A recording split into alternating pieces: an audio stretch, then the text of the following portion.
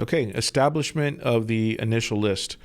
So typically, once the application process has been completed, a written examination of some type, the physical agility testing, and the initial oral board, there's going to be a tentative list.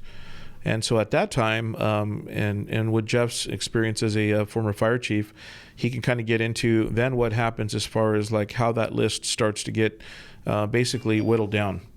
Well, there's a couple things. Generally, it's based on the rules of the organizations. Counties have ways that they do hiring. Cities have ways they do hiring. Special districts do ways they are hiring.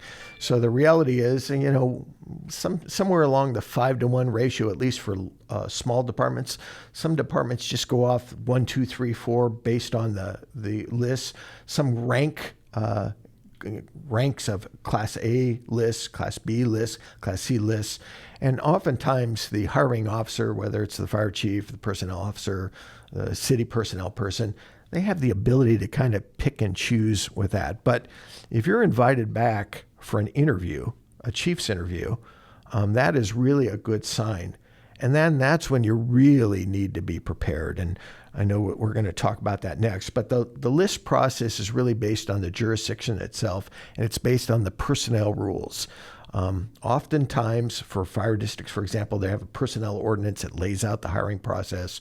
Cities have city HR departments lays out the process. You have counties that have HR process that lays out the process. So I think it's incumbent upon you to check that out and figure out what the process looks like.